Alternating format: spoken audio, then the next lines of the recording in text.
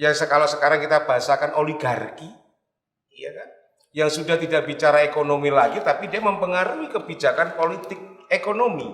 Meskipun tidak 100% seperti itu, tetapi kecenderungan udah mulai semakin banyak. Kita ini sedang baik-baik saja atau sedang tidak baik? Kalau nanti saya sampaikan ini kayak kalau masalah hutan ada dusta ekologis. Nah, kita ini nanti akan menuai dusta ekonomi, Pak. Saya mau menguliknya ini. Dusta ekonomi di Indonesia ini dimulai sejak kapan, Mas?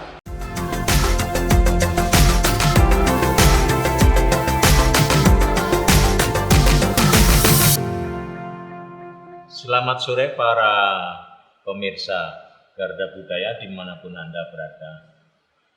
Kembali kita berjumpa lagi dengan acara 2 mingguan kita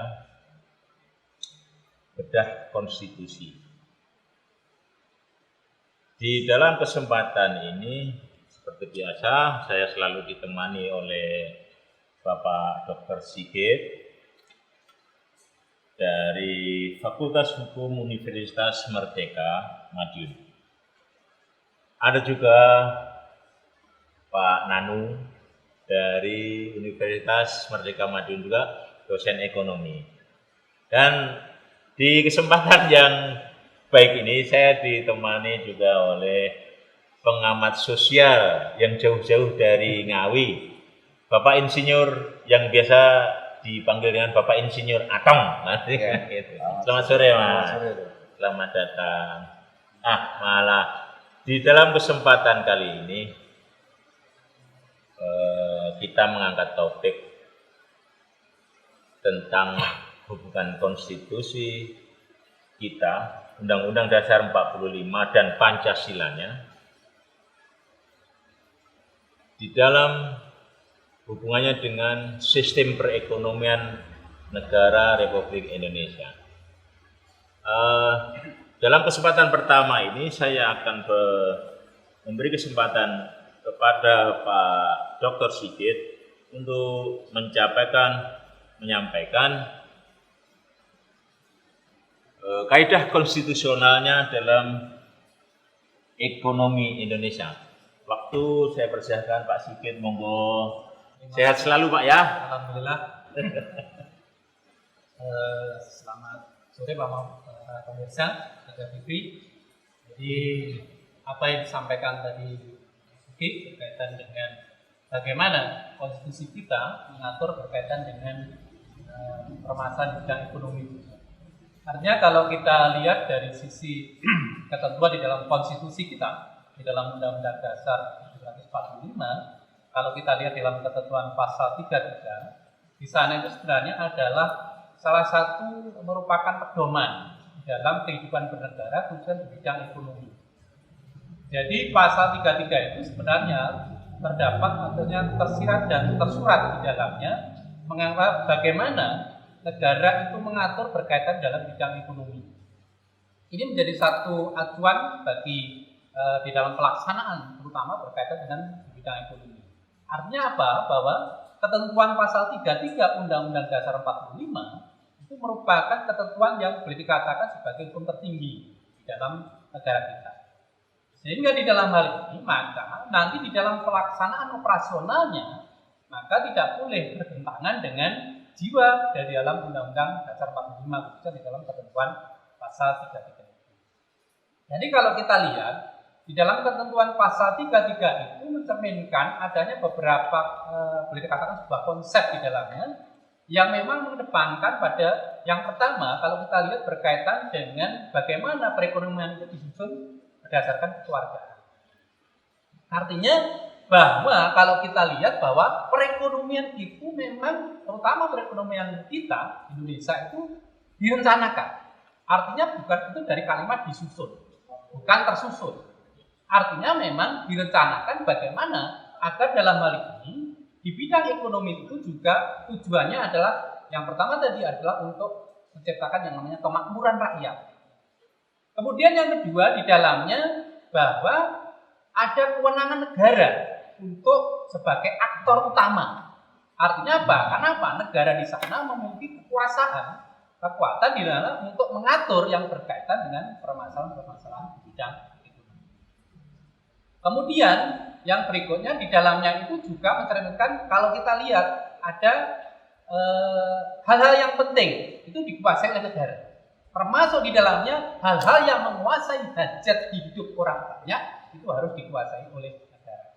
Termasuk di dalamnya itu sebenarnya meskipun boleh dikatakan ekonomi nasional kita mendasarkan pada asas tadi kekeluargaan, tetapi dalam prinsipnya juga di sana itu juga ada pengakuan terhadap hak orang per orang. Artinya apa? Berarti dalam hal ini kalau kita lihat sebenarnya prinsip termasuk di dalamnya asas kekeluargaan itu yang notabene di dalamnya lebih cenderung pada koperasi. Koperasi ya. Koperasi itu bisa diartikan minimal ada 3. Yang pertama itu berkaitan dengan nilai-nilai bagaimana perekonomian Indonesia itu dibentuk. Artinya apa? Berdasarkan pada kekeluargaan, kolektivitas. Artinya bahwa kekuatan perekonomian itu dijalankan oleh rakyat. Yang kemudian yang kedua, koperasi bisa diartikan sebagai sebuah badan usaha. Artinya sebagai sebuah kegiatan yang dilakukan oleh masyarakat. Dan yang ketiga, bahwa di dalamnya koperasi itu sebenarnya adalah merupakan semacam spirit, kekuatan di bidang ekonomi. Ketika apa? Bahwa di dalam hal ini meskipun misalkan dalam posisi negara terpuruk, tetapi dalam hal ini kekuatan rakyat itu menjadi luar biasa ketika bisa dihimpun. Sebentar Pak Sigit, bisa saya potong ya? Monggo. Berarti saya bisa menangkap koperasi itu bisa dikatakan sebagai rohnya ekonomi Indonesia, seperti itu. Sebenarnya yang berdasarkan Pancasila dan Undang-Undang bisa dikatakan itu kenapa?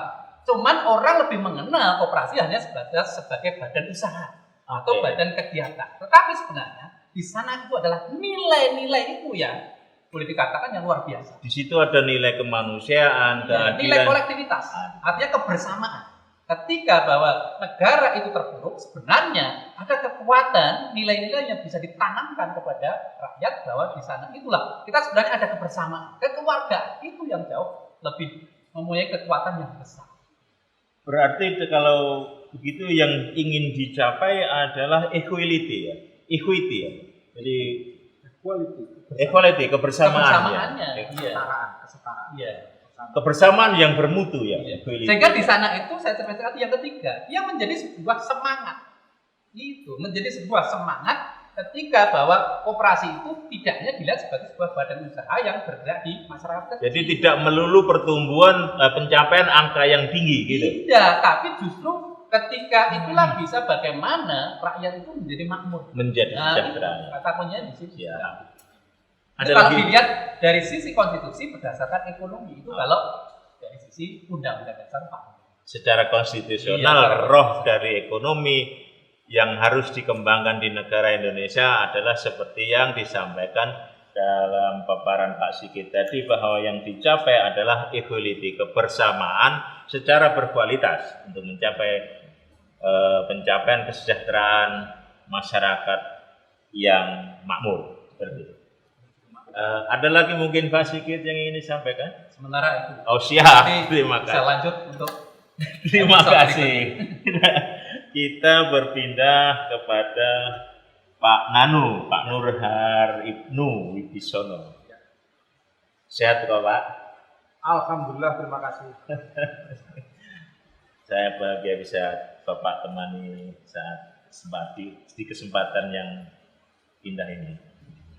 Tadi Pak meneruskan tentang pasal 33. Apakah menurut Pak Sigit, Pak Nanu,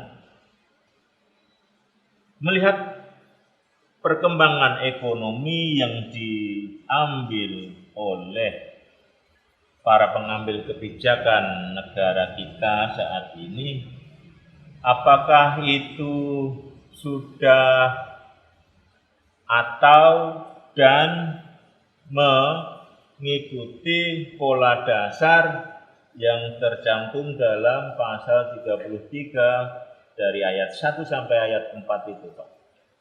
Ya. Monggo Pak, waktunya saya. Ya, terima kasih Pak Sigit, kemudian narasumber yang lain, Pak Atong. Pak Atong, kemudian pemirsa di studio dan di rumah. Ya. Meneruskan apa yang dibahas oleh Pak Sigit ya, apakah sesuai atau tidak sesuai? Ya. Kita harus merujuk kembali ke dasar pembentukan negara, tujuan pembentukan negara. Kita paham bersama bahwa the founding fathers itu merumuskan negara ini itu tidak main-main. Nah, endingnya katanya Pak Sigit tadi benar, memang menuju kemakmuran negara. Tetapi di dalam pasal 33 dalam mukadimah ya, itu kan jelas ya, tujuan negara, tujuan besar bangsa Indonesia, melindungi segenap bangsa Indonesia, memajukan kesejahteraan umum. Ya, yang dua ini, nah, melindungi segenap bangsa Indonesia dan seluruh masyarakat Indonesia, memajukan kesejahteraan umum. Ini menjadi landasan filosofi untuk membangun sistem ekonomi nasional. Nah, kemudian ada landasan ideologi. Sila kelima, keadilan sosial bagi seluruh rakyat Indonesia. Baru menuju ke landasan konstitusional. Ya, Mas Kiai, pasal 33 ya, ayat 1, 2, 3, kemudian di amandemen tahun 2002 yang keempat itu. Ya. Dari situ, apakah sesuai kondisi saat ini ya? Apakah sesuai dengan konstitusi kita? Nah, kita bisa melihat bersama siapa yang diuntungkan dengan sistem saat ini. Nah, padahal sistem kita jelas, kita tidak merujuk ke sosialis mutlak, totaliter, tidak terpusat di negara. Ya, konstitusi kita paduan. Tidak. Ya, paduan. Kemudian juga tidak ke free fight liberalism, menuju ke monopoli juga tidak. Kita ada di tengah-tengah, social welfare. Ya, untuk mencapai social welfare ini kan harus ada political welfare dulu, kehendak politik dulu. Nah, sepanjang kehendak politik itu tidak muncul ya, itu kan nggak mungkin kita akan mencapai istilahnya demokrasi ekonomi menuju ke social welfare ini, ya kan? Terus kemudian tadi ya Pak Sigit menjelaskan tentang pilihan pada koperasi. Memang betul, asas kekeluargaan itu tidak lain dan tidak bukan adalah memang koperasi. Meskipun koperasi itu adalah hanya salah satu dari badan usaha, tetapi dia harus sokok guru, harus diopeni. Masih ada yang lain, misalkan UMKM, usaha kecil menengah. Ya. Terus kemudian ada lagi sektor swasta, ada lagi BUMN. Ya, nah BUMN pun ini itu kan sangat terkait dengan pasal 33 ayat 3 maksudnya ya. Bumi, air dan kekayaan alam yang terkandung di dalamnya dikuasai oleh negara digunakan sebesar-besarnya untuk kemakmuran rakyat melalui apa? Kalau nggak melalui BUMN. BUMN jadi diarahkan ke kemakmuran rakyat. Nah, sekarang kondisinya bagaimana? Mengapa sektor swasta kok begitu luar biasa menjadi pelaku ekonomi free fight liberalism dan menuju ke monopoli? Nah, dilihat dari sini aja kita sudah bisa menyimpulkan menyalahi kondisi saat ini itu menyalahi konstitusi dasar kita. Jelas Pak? Ya, jelas. Dengan jelas disampaikan oleh Pak Nano ya. Bahwa yang terjadi saat ini sudah menyalahi, meninggalkan atau menyalahi Pak? Dua-duanya. Oke, meninggalkan dan menyalahi. Filosofi The Founding Fathers juga menyalahi. Jadi di situ gini, karena saya kemarin mendengarkan dari kajiannya dari Pak Mubiarto, Profesor Mubiarto ya. Jadi bahwa sejak tahun 68 ekonomi Indonesia itu mengejar pertumbuhan dalam angka yang tinggi tanpa memikirkan tujuan equality-nya tadi itu, bahwa sebetulnya dalam negara kita yang berpancasila ini ekonominya itu tidak perlu mengejar pertumbuhan angka yang tinggi, melainkan tujuan utamanya adalah mensejahterakan masyarakatnya sendiri. Jadi kalau menurut Pak Nanu tadi bahwa ekonomi yang sekarang berjalan itu meninggalkan pola dasar konstitusi, ya mari kita nilai dan kita rasakan, kita lihat apakah memang sedang terjadi hal semacam ini. Baiklah, saya pikir kita perlu jeda saat ini karena ada perlu hal yang perlu saya persiapkan. Tapi mungkin sebelum jeda saya akan kembali kepada Pak Nanu. Mungkin Pak Nanu ada yang ingin ditambahkan? Oke, sedikit ya. Ya, sedikit. Bahwa tadi kita menuju ekonomi Pancasila. Sebenarnya ekonomi Pancasila itu bisa diterjemahkan ke ekonomi kerakyatan. Betul. Ya, ekonomi kerakyatan itu sederhananya ekonomi yang mementingkan rakyat banyak. Semua rakyat bisa bergerak untuk berkegiatan ekonomi, begitu Pak? Betul, menuju pemberdayaan dan kemakmuran bersama. Ada kalanya rakyat kita itu memang bodoh kok. Oh ya? Memang bodoh, kita itu memang awalnya itu kan menjadi bangsa buta huruf, menjadi kemudian apa? Sebentar Pak, saya sedikit nggak setuju Pak kalau buta huruf. Meskipun buta huruf, tapi dulu zaman Majapahit kayaknya ya gemah ripah loh jinawi loh Pak. Betul sekali Pak. Karena memang waktu itu antara apa itu sumber daya alam itu benar-benar tersedia. Dan penguasanya mempunyai goodwill yang baik. Ya, penguasanya mempunyai goodwill yang baik sehingga apa itu rakyat itu bisa berdaya. Gitu.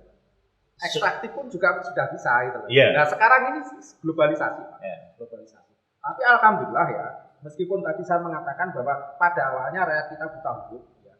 Tapi sekarang sudah mulai huruf. Sudah menjadi mulai huruf, sudah insya Allah nggak ada ya yang istilahnya buta Ya, huruf. tapi sayangnya Pak, kalau saya melihat banyak sekali orang yang menjadi bodoh malah di era informatif ini loh Pak. Ya bisa jadi, bisa jadi. Bodoh itu kan karena meninggalkan konstitusi dasar kita itu tadi.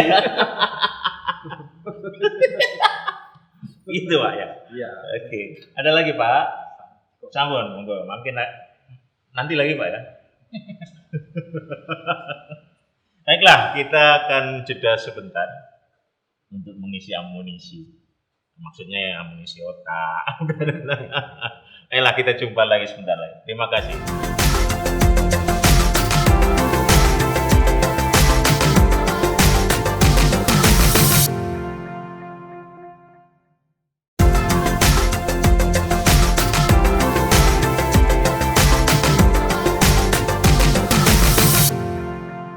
Baiklah kita kembali dan sesi kedua ini saya akan bertanya kepada Mas Atong yang jauh-jauh datang dari Ngawi ini tentang apa yang sedang terjadi dalam sistem perekonomian Indonesia saat ini. Mas Atong sehat ya? Alhamdulillah sehat. Terima kasih ya Mas, saya bergabung lagi dengan kami. Saya kembali lagi ini. Jadi menurut Mas Atong kan biasa memperhatikan apa-apa yang terjadi, entah itu isu keamanan, isu politik. Nah sekarang ini kan isu ekonomi yang sedang kita bicarakan. Jadi menurut Mas Atong, sistem ekonomi yang sedang dijalankan oleh para pengambil kebijakan negara Indonesia saat ini itu apakah menurut Mas Atong kita ini sedang baik-baik saja atau sedang tidak baik sebetulnya? Monggo Mas, waktu saya persilakan Mas, 15 menit Mas. Oke, selamat sore semuanya, pemirsa Garda Budaya. Jadi begini Pak Ugi,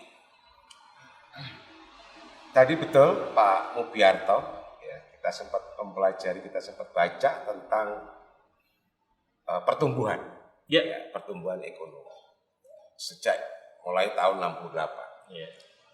Tentu kita sangat teringat dengan Pak Harto waktu itu Pak Wijayoniti Sastro, Ya, betul. itu dengan memicu pertumbuhan ekonomi.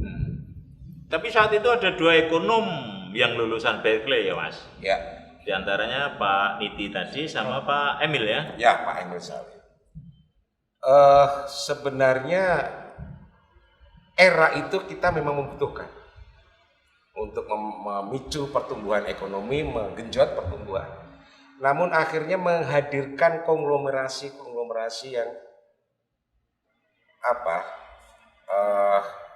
sudah lepas dari kaidah awal yang tadi sudah disampaikan dua narasumber tadi, bahwa untuk kemakmuran rakyat. Nah, kalau ditanya di Pak Uki, menjawab Pak Uki tadi, apakah yang sekarang ini sedang bagus-bagus saja atau bagaimana? Baik-baik saja, Pak. Baik-baik saja. Sebenarnya semalam kita diskusi dengan teman-teman, itu sebenarnya kita lagi error autopilot.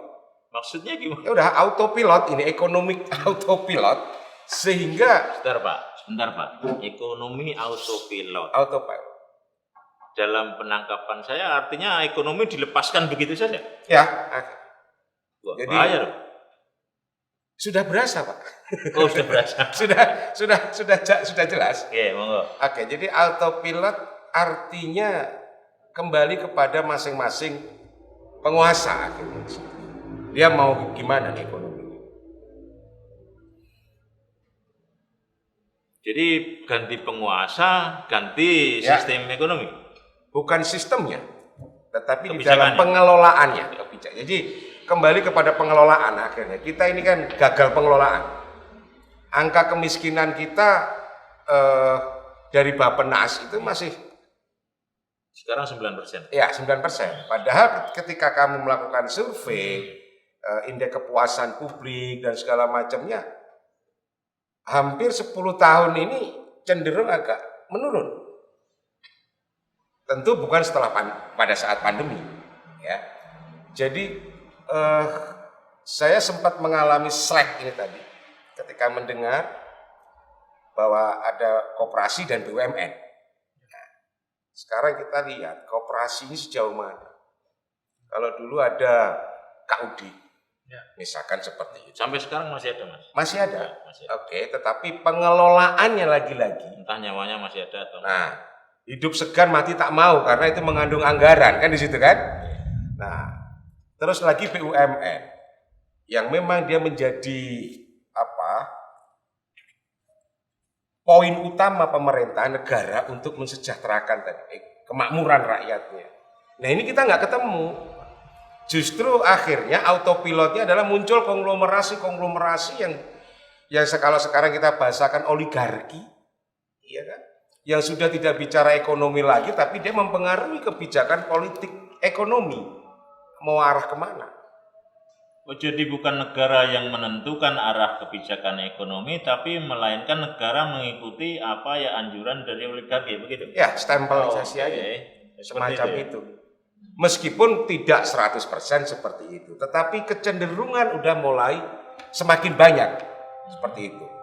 Kita lihat aja di lokal, bagaimana seorang konglomerat lokal, bagaimana dia bisa meminta stempel di birokrasinya dan segala macam. Kata PLC.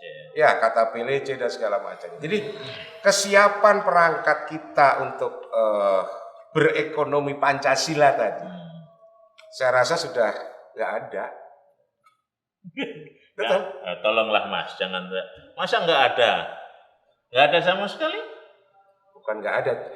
Mengalami penurunan yang sangat Degradasi. signifikan, degradasi yang sangat signifikan di situ.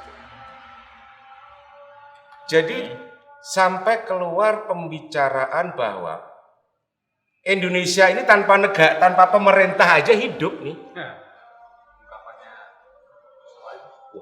MH, ungkapannya MH. Ya, Saat ini nih, sudah 10 pemikiran tahun, sudah 10 tahunan. 10 tahun. Iya. Jadi survive. Rakyat kita itu sudah terbiasa survive. Saya tahu Mas, ini agak keras loh ini Mas. Agak keras ini. Mas Hato ini secara implisit mengatakan kita ini nggak punya pemimpin dah. Implisit loh Mas. Oke. Jadi seorang pemimpin atau penguasa tentu Penguasa kita punya Pak. penguasa punya. Ya. Pemimpin Saya nggak merasakannya. ya. Jadi sampai, mohon maaf, sampai negara bagaimana caranya untuk menggenjot ekonomi kemakmuran tadi, meluncurkan program macam BLT, ya kan? Program-program yang langsung kepada masyarakat. Ini sebenarnya kan satu langkah-langkah yang kita bisa katakan ini gagal tadi, equality-nya ini tadi gagal. Sehingga kita bisa memilah-milah mana yang harus butuh, mana yang ini masyarakat, rakyat. Ini kan langkah-langkah yang kalau di luar negeri ada jaminan untuk pengangguran. Ya jauh Mas, nanti Nanti lebih sakit hati Kalau- kita.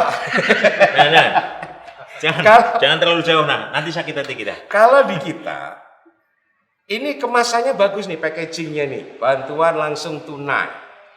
Packagingnya yang bagus. Ya, bantuan langsung tunai, dipilih. Tapi rohnya gimana?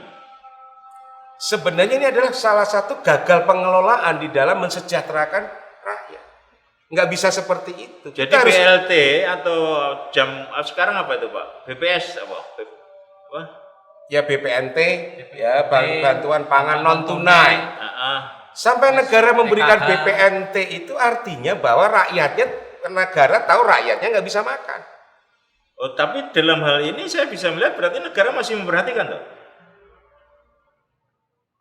Iya, Baik-baik saja. memperhatikan, tetapi dalam konteks tadi pasal 33 tadi, kemakmuran, apakah dengan langkah-langkah seperti itu? Ya, mungkin seperti itu. Iya Langkahnya kan? yang keliru ya. Iya, ini langkah keliru ini artinya bahwa ini adalah gagal mensejahterakan tadi, equality tadi. Jadi tujuan negara welfare itu jauh Ya, jauh asap dari panggang. jauh asap dari panggung. Oke. Kenapa seperti itu? Lagi-lagi politik kekuasaan itu sangat berperan. Jadi kita ingat ketika BLT diluncurkan 2007, kalau tidak salah 2007-2008. 2004 mulai. Ya, 2004. Itu siapa presidennya? Saya lupa. Nah, 2014 ganti lagi. Kartu macam-macam. Nah, coba dong, maksud saya sejahterakan ini. Jadi jangan kasih ikan, tapi berilah kail.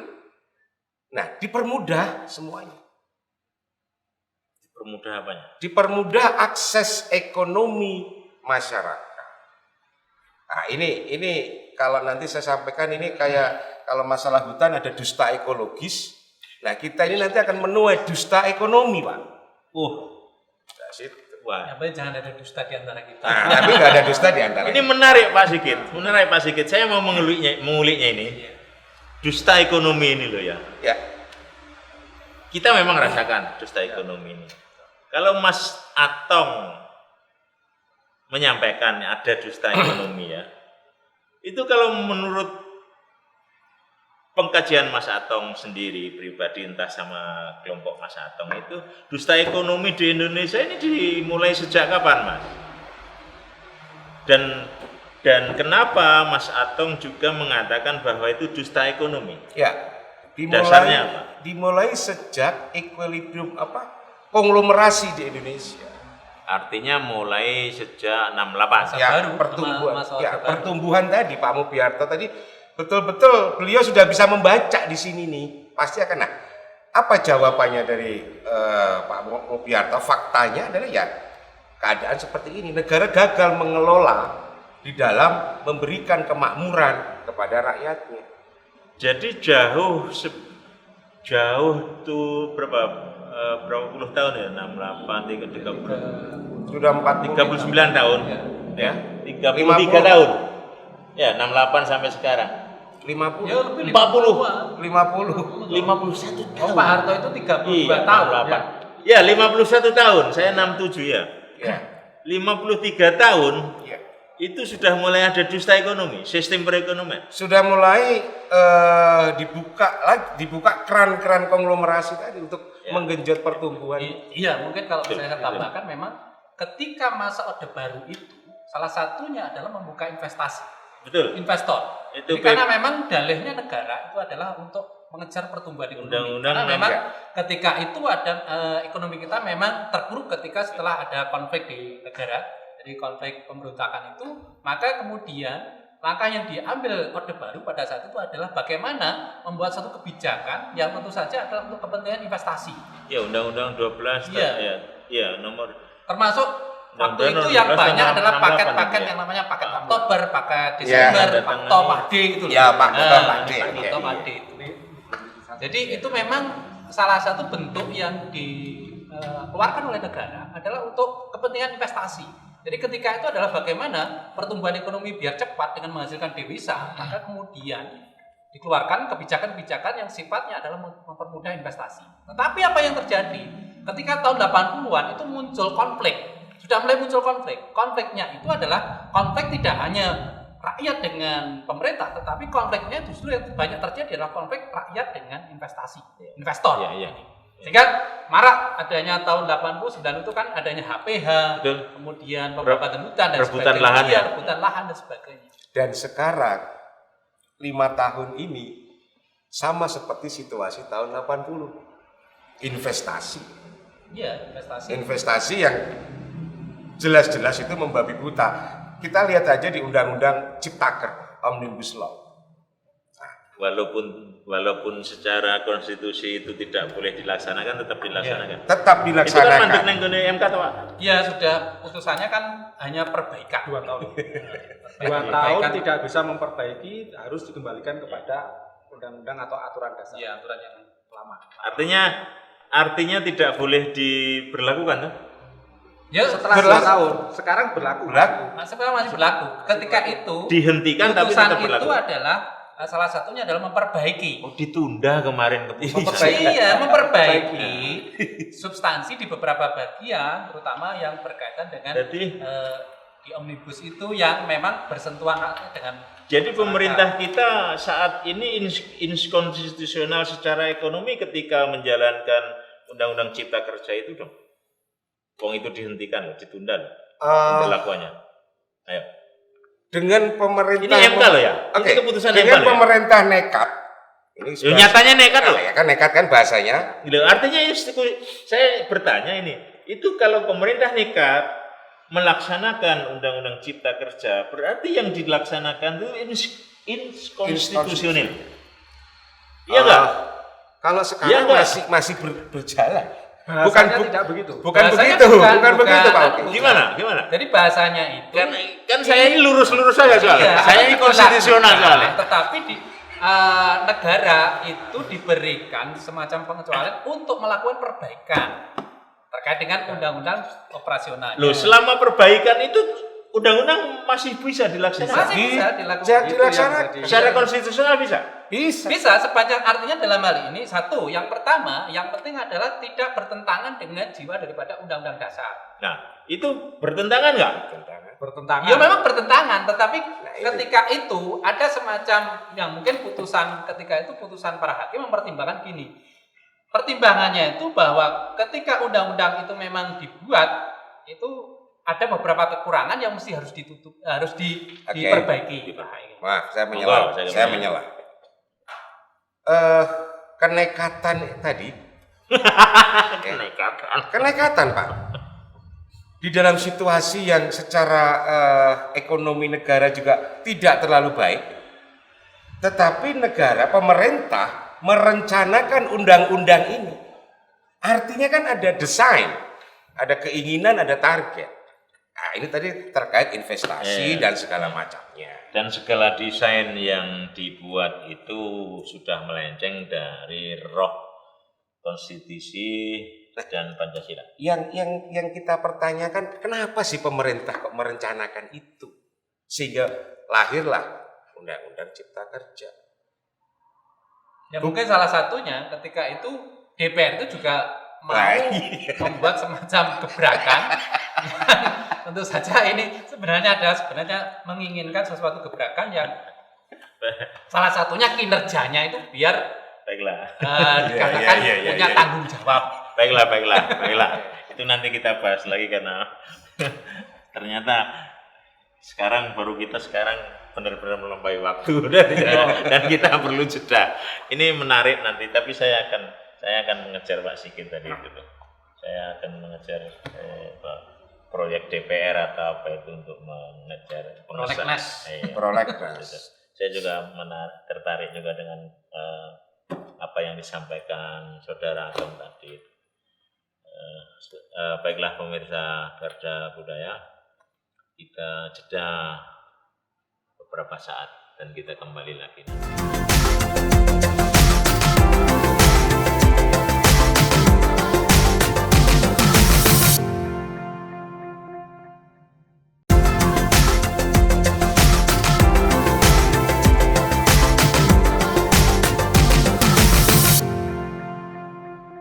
Jumpa lagi para pemirsa Garda Budaya pada sesi ketiga saat ini.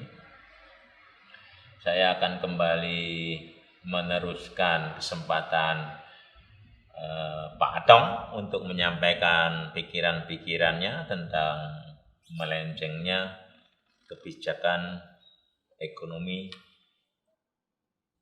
dari penguasa yang sedang berpuasa saat ini. Monggo Mas Atong, saya persilakan. Jadi begini Pak Uki dan pemirsa, Undang-Undang Dasar 1945 awalnya oke. Ya. Secara pasal 33 itu menjadikan harapan. Kalau kesalahan-kesalahan di dalam pengelolaan kan diturunkan Undang-Undang Dasar 1945 jadi undang-undang, jadi peraturan presiden, peraturan pemerintah dan segala macamnya. Nah, era sekarang ini saya katakan kejahatan ekonomi itu sudah dimulai dari pembuatan undang-undang. Undang-undang yang mana ini? Bukan undang-undang dasar, namun undang-undang. Okay. Kan sistem perundang-undangan di situ. Ya. Jadi saya sampaikan, mohon maaf, ada beberapa konglomerasi yang bisa meminta satu pasal atau beberapa pasal, pesan pasal dan segala macamnya. Kita masih ingat ketika pasal cukai tembakau pada waktu itu. Jadi menurut Mas Atong itu Jadi beberapa kejahatan, undang-undang itu pesanan. kejahatannya sudah di situ, sudah sampai di pada awalnya ini. Nah ini, sehingga apapun itu kalaupun dikelola, diturunkan ke bawah, juga pasti akan berantakan lagi. Kalau kita mau bicara untuk kemakmuran rakyat, nah itu tadi menimbulkan itu akan sangat bersinggungan atau oligarki, konglomerasi tadi sangat berkepentingan dengan itu. Sehingga kalau saya tadi sampaikan bahwa pengelolaan ekonomi negara kita ini udah bisa masyarakat kita bisa mengatakan banyak kegagalannya karena ya kita tahu dari undang-undang aja udah nggak beres. Jadi artinya Ini lebih jeru, Pak. Lebih dolim. lebih dolim. Ya, yang ditangkap kan akhirnya seperti ini itu. Sebetulnya pengambil kebijakan ekonomi ini hanya meneruskan permintaan oligarki. Seperti itu. Kurang lebihnya begitu. Kurang lebih atau pastinya? Pasti. Oh, pasti. Sekarang kita tahu, kita cek nih, Ciptaker, Omnibus Law. Omnibus Law ya. Dalam waktu berapa hari, berapa bulan sudah jadi yang itu 500 halaman. 43 hari itu ya. Ya, 43 hari. Artinya kita melihat ini akan ada apa? Ini pesanan siapa? 43 hari bisa jadi ya. Bisa jadi. Padahal undang-undang KUHP itu mulai tahun 45 sampai saat ini nggak jadi-jadi. Dan ternyata itu juga tidak memangkas tidak terlalu banyak memangkas atau regulasi-regulasi yang lain, itu malah tetap aja. Bahkan ada beberapa perubahan pasal tentang tenaga kerjaan misalkan seperti itu, pengelolaan hutan untuk rakyat. Itu sudah berantakan semua. Nah, akhirnya mulai kejawab sekarang tadi kembali ke bicara pertumbuhan ekonomi, investasi tadi. Kembali ke era tahun 80-an tadi yang Pak Sigit ngentikkan tadi. Padahal fungsi negara sebagai Aktor utama. dinamisator, Oh iya. ya kan? Kemudian regulator, ya kan? Terus berikutnya apa lagi? Fasilitator. Nah, itu jelas fungsi negara. Nah, kenapa kok tidak kembali kepada filosofi dasar, ya, tujuan negara? Kemudian juga konstitusi dasar ekonomi pembangunan sistem ekonomi nasional. Kenapa kok enggak begini? Sementara negara-negara lain, terutama negara-negara barat yang katakanlah istilahnya relatif lebih maju secara kecerdasan, ya, kemudian juga pengalaman, karena ternyata sudah lama menjajah bangsa Indonesia, jadi sudah tahu ini sumber daya alamnya di mana. Nah, kenapa kok kita kalah? Sementara the founding fathers kita sudah merumuskan betul, lindungi rakyatmu,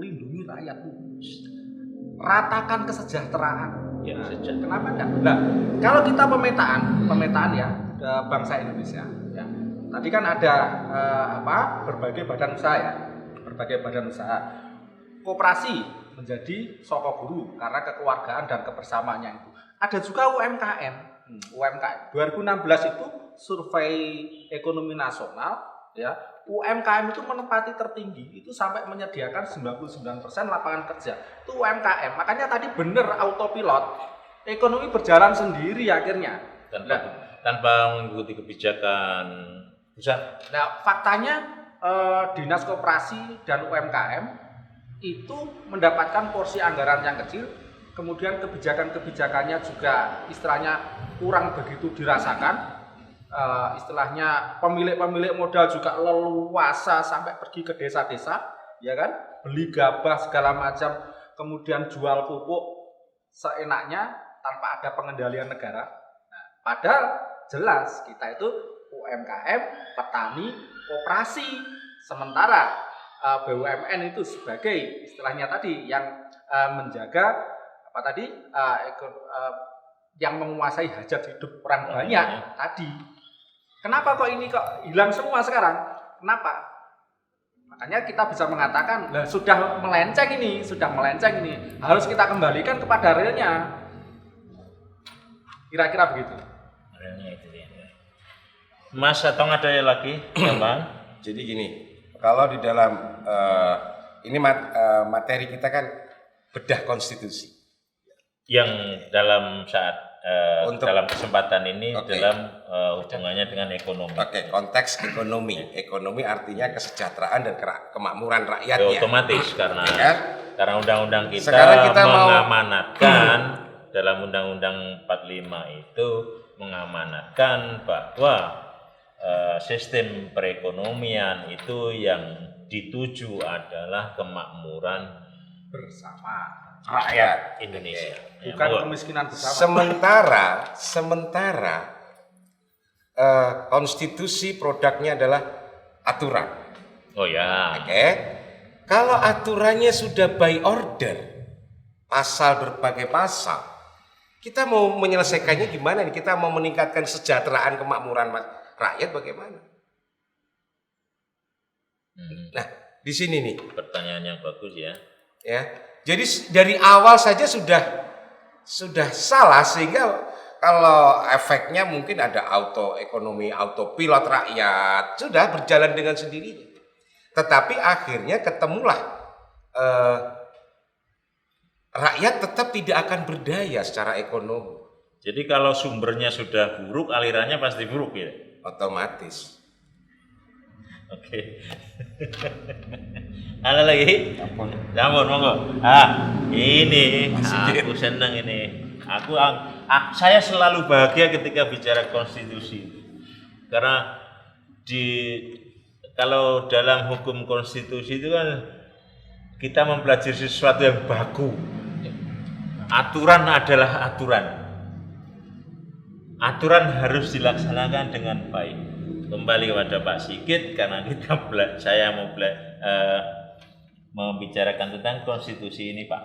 Jika Pak Sigit ya, ternyata dalam hal berkonstitusi ini sudah terkhianati oleh pembuat kebijaksanaan, langkah-langkah awal yang bisa dilakukan untuk mengubah pelenjangan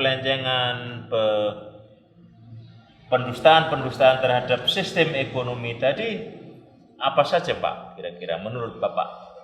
Oke, kalau kita bicara yang bisa dilakukan masyarakat kecil dan masyarakat umum. aspek secara konstitusional. Siap, ya. Jadi aspek konstitusional. Aspeknya Iya, yang jelas konstitusional. gini. Sebenarnya kalau kita lihat undang-undang dasar kita, konstitusi kita itu luar biasa sebenarnya. Sangat, luar Pak. biasa. Sangat, Pak. Jadi ketika founding fathers itu menciptakan itu, menemukan itu, sebenarnya mereka sudah berpikir jauh ke depan. Sangat. Sangat. Ketika itulah maka sebenarnya kenapa konstitusi sebagai dasar hukum yang tertinggi. Maka ketika itulah harus dilaksanakan secara murni dan konsekuen. Artinya dalam hal ini apa? Artinya bahwa tidak boleh ada aturan di bawahnya. Jadi artinya di bawah undang-undang dasar itu yang bertentangan. Artinya yang menyimpang. Nah, ketika aturan itu menyimpang, maka ada hak kewajiban bagi warga negara dalam hal ini bisa melakukan gugatan di. Sekarang kita punya Mahkamah Konstitusi. Melakukan judicial review. Artinya apa? Ketika ada sebuah undang-undang itu sudah bertentangan dengan jiwa daripada undang-undang dasar, seperti disampaikan misalkan seperti undang-undang Omnibus Law, undang-undang Cipta Kerja. Karena dirasa menurut MK itu juga bertentangan dengan jiwa daripada Undang-Undang Dasar 45. Maka ketika putusan yang terakhir itu menyatakan bahwa undang-undang itu bisa diberlakukan tetapi dengan bersyarat. Syaratnya tadi harus diperbaiki. Ketika syarat 2 tahun itu tidak diperbaiki, maka dia batal dan dihukum secara permanen. Sebentar Pak ya, saya potong sebentar, saya selesai. Karena selama ini kan saya memahami konstitusi adalah hukum tertinggi dalam sebuah negara. Ketika MK menyatakan bahwa yang saya lihat, informasi sampai sekarang yang saya lihat adalah bahwa Omnibus Law itu ditunda. Dalam hal ditunda ini Pak, apakah undang-undang tersebut masih bisa dilaksanakan, diberlakukan? Masih diberlakukan, tetapi memang itu tadi bersyarat. Jadi karena di Omnibus Law itu kan hanya beberapa ketentuan yang memang tadi dipersyaratkan tadi. Jadi tidak semua. Jadi ada beberapa ya. Maka ketika undang-undang itu sudah dinyatakan bahwa oleh MK itu tetap berlaku, tetapi diberikan jangka bersyarat 2 tahun untuk memperbaiki kekurangan-kekurangan yang ada di dalam undang-undang itu. Tapi ketika undang-undang itu nanti 2 tahun ditunggu 2 tahun tidak dilakukan perbaikan, maka akan dibatalkan secara permanen. Jadi keputusan MK saat ini belum inkrah. Sebenarnya Sudah sudah inkrah, tetapi tadi putusannya itu bersyarat. Jadi ketetapannya hanya 2 tahun loh inkrahnya itu. Iya, untuk 2 tahun itu adalah untuk menunggu sampai ada perbaikan. Ketika nanti 2 tahun dari sampai putusan sampai 2 tahun itu tidak ada perbaikan atau tidak ada indikasi etikat baik dari negara, maka dia akan diputuskan secara permanen bahwa itu dibatalkan. Berarti ketetapan hukum yang sekarang ini hanya berlaku selama 2 tahun. Iya, sementara masih berlaku 2 tahun. Inkrah tetapi dalam waktu 2 tahun. Ya, berketetapan hukum bersyarat. Iya, berketetapan hukum tetapi pakai persyaratan. Sehingga ini dalam hal itu menjadi aneh ya Pak ya. Iya. Saya sendiri juga waktu itu juga agak bingung untuk menerjemah. Iya. Bahkan ketika itu pemerintah dilarang mengambil kebijakan-kebijakan yang sifatnya strategis. Iya. Yang berkaitan dengan undang-undang Omnibus Law. Untuk seseorang yang mempelajari hukum itu membingungkan ya, untuk mencerna Pak. Iya. Inkrah. Nah, persoalan apakah Bersyarat. ada semacam sesuatu yang mempengaruhi, kita juga perlu pendalaman lagi ya Pak ya. lagi. Tapi memang kalau kita bicara tadi aspek undang-undang itu cenderung terutama ketika dilakukan di prolegnas. Jadi ketika pembuatan itu memang lebih banyak satu biasanya mengejar target ini. Kemudian memang tadi bisa disampaikan ada beberapa in order, jadi memang ada titipan itu yang banyak. Tetapi apalagi yang beraspek pada bidang ekonomi itu yang paling besar.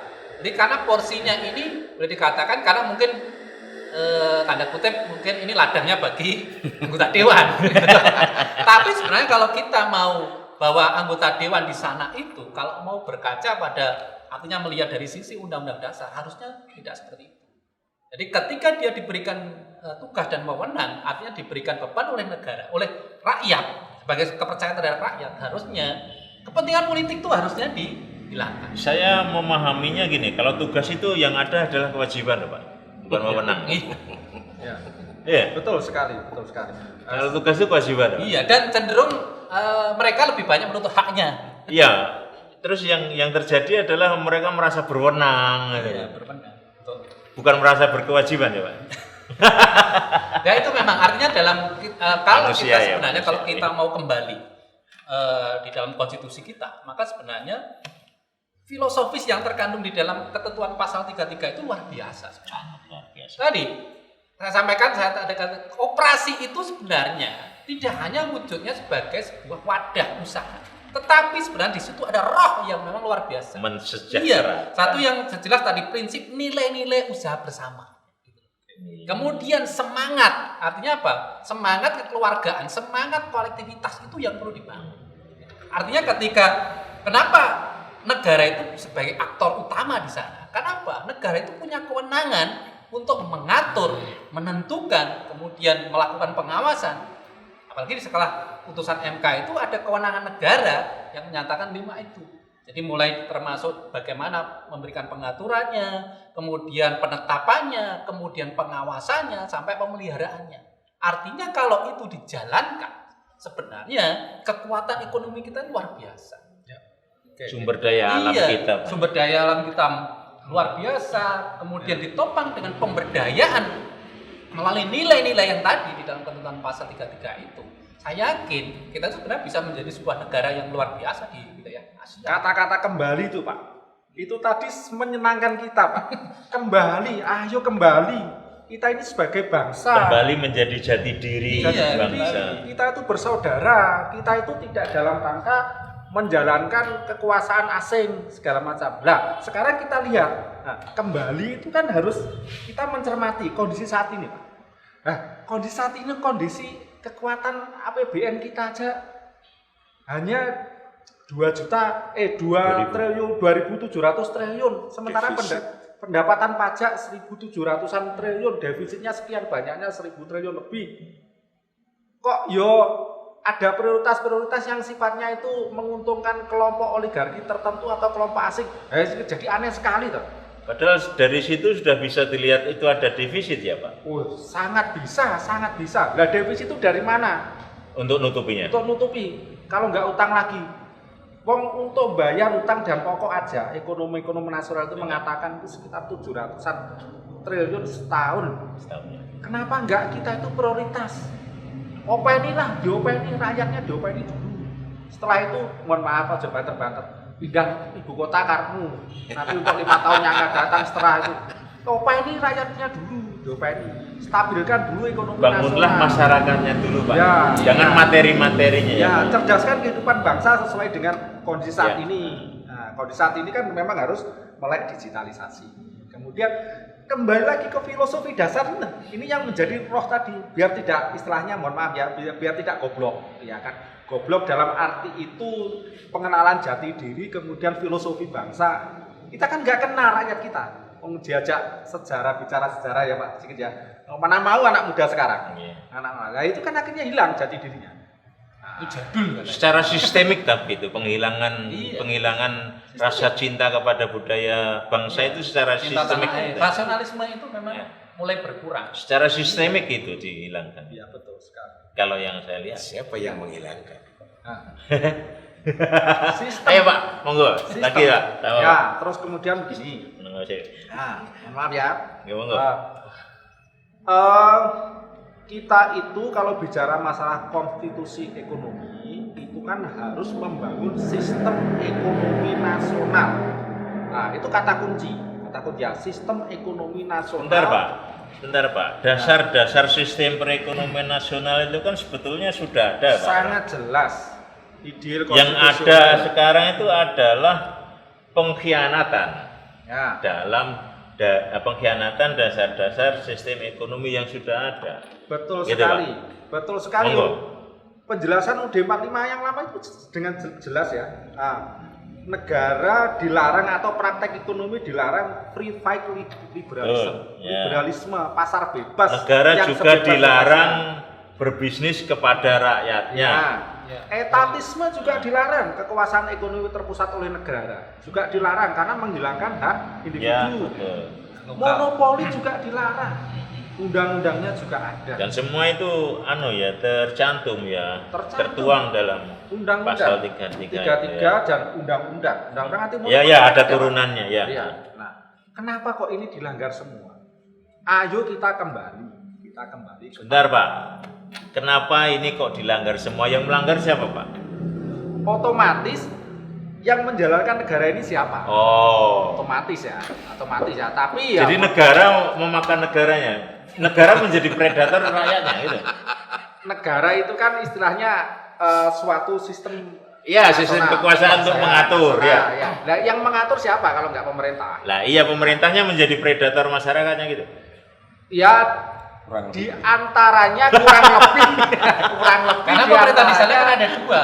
Satu bisa sebagai sebuah kelompok atau individu, satu sebagai sebuah individu. Iya, betul. Ya, Iya. individu. Jadi ketika itulah maka sifat-sifat individual itu akan muncul. Oh, ternyata yang sekarang ini muncul malah sifat-sifat individu. Iya, karena yang mementingkan kepentingan mereka sendiri. Liberalisme otomatis seperti itu, Pak. Ya, Iya. liberalisme. Jadi kekuatan ekonomi individu itu yang ditekankan, sehingga justru mengorbankan terhadap sosialisme tadi. Iya. Tapi ada yang tidak setuju loh bahwa Pancasila itu berhaluan sosialisme, ada yang nggak setuju loh. Padahal sebetulnya kalau ditelaah dan diteliti, Pancasila itu sosialisme. Iya, loh. sosialisme sebenarnya. Ada kanan, ada kiri, ada tengah. Nah, Pancasila di tengah. Di tengah, Pak. Iya. Di tengah. Kita ini berbeda, Pak. Beda. Sangat beda. Karena sosialisme itu lebih diidentikan di komunis ya. Ya. Sayangnya Yang- gitu, pemahaman yang masih sangat sempit. Pemahaman yang Jadi sangat sempit. masyarakat itu cenderung melihat sosialisme itu arahnya ke Bahkan orang Islam pun kalau sebetulnya ada larangan, Betul sekali. kamu jangan mengaku Islam kalau tidak sosialis loh. Betul sekali. Wong itu Ya. ada hadisnya loh. Kalau kamu masak dan bau masakanmu dibaui oleh tetanggamu harus ikut merasakannya loh. Pak Karno belajar sosialisme dari Haji Agus Salim. Otomatis. Dari Haji Agus Salim. Nah, juga. padahal ya ini salah satu yang paling menarik dari Soekarno saya perlu sampaikan. Haji Agus Salim itu dulu anggota intelijen pemerintahan Belanda, ditugaskan untuk menyelidiki Soekarno. Tetapi akhirnya ketika Pak Haji Agus Salim itu berinteraksi dengan Pak Soekarno, akhirnya berbalik dan membantu kemerdekaan pemikiran-pemikiran Soekarno. Betul sekali. Artinya ketika itulah bagaimana bisa meyakinkan sebuah ideologi, sebuah paham, maka justru akan berbalik. Harusnya seperti ini. Ketika kita mencoba memberikan pembelajaran kepada masyarakat, ya kita mencoba agar terbalik. Artinya masyarakat bisa mengetahui hak dan kewajibannya, sehingga nanti bagaimana menciptakan yang namanya filosofi di dalam ketentuan pasal 33 itu Jadi, bisa dilaksanakan. yang perlu kita sampaikan adalah kebenaran konstitusi sehingga masyarakat bisa berpikir lurus. Ya, jernih. Nah, ya berpikir jernih sesuai konstitusi. Karena selama ini yang saya lihat konstitusi itu seperti disembunyikan menjadi seolah-olah menjadi konsumsi hanya orang-orang yang terpelajar.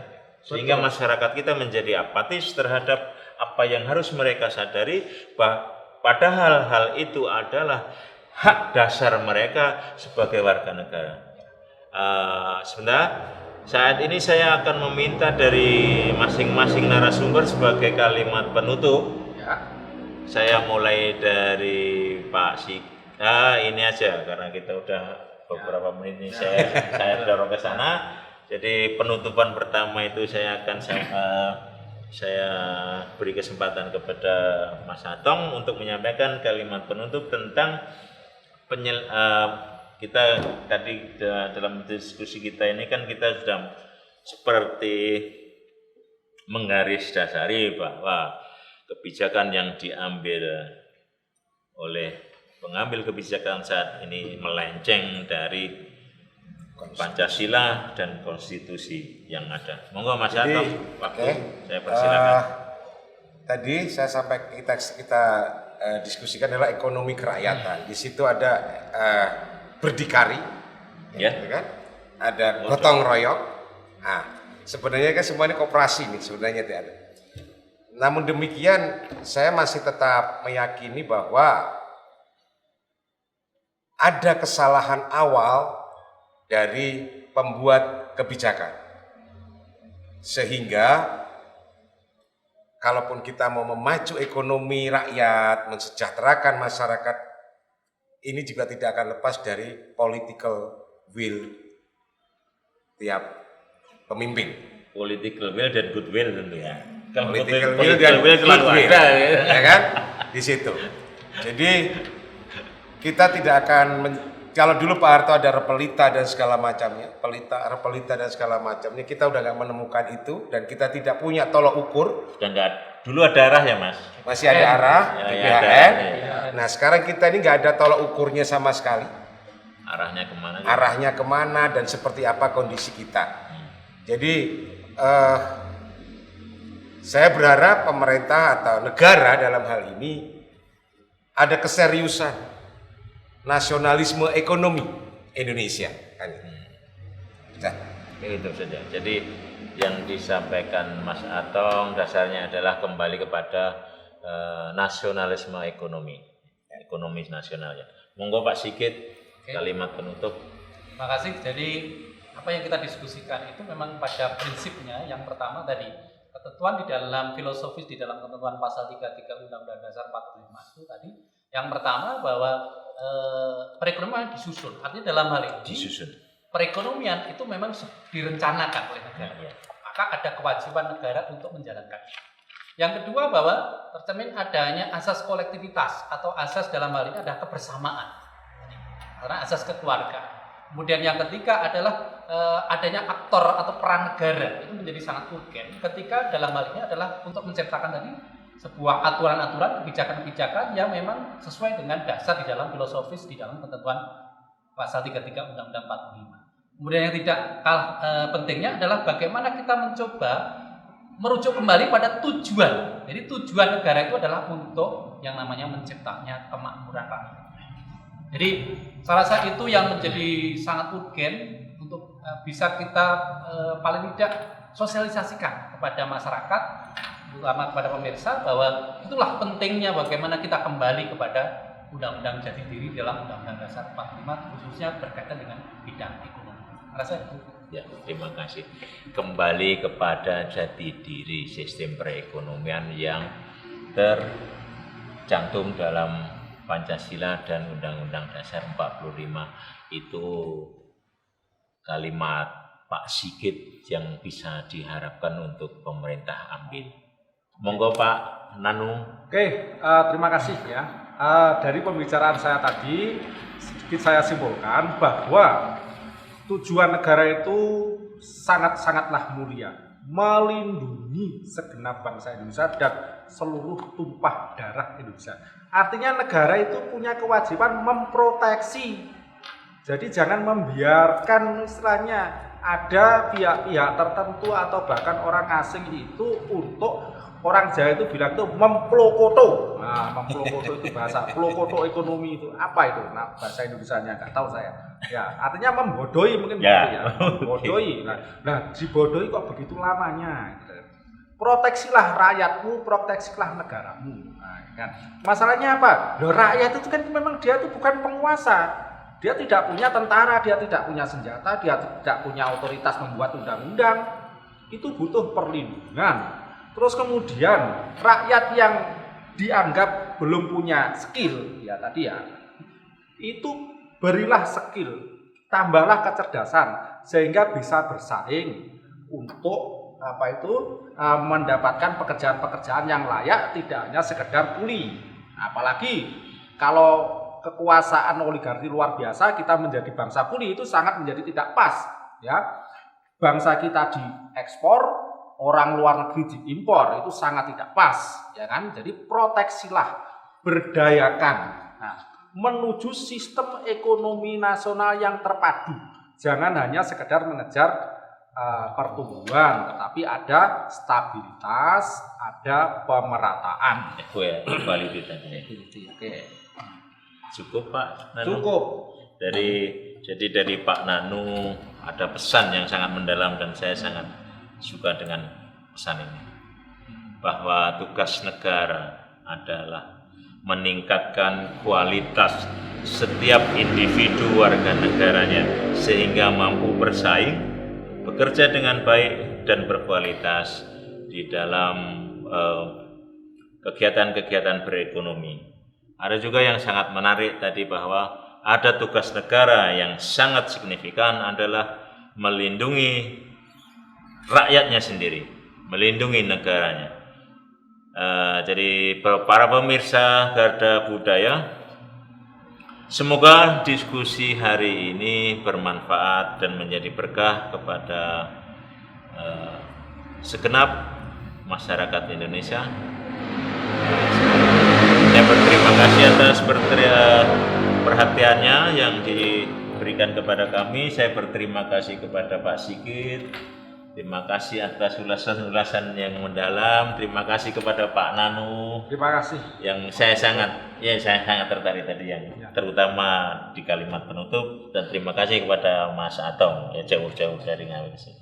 Nah, sampai jumpa lagi pemirsa Garda Budaya. Kita akan berjumpa lagi di kesempatan lain kali. Selamat sore dan selalu semangat.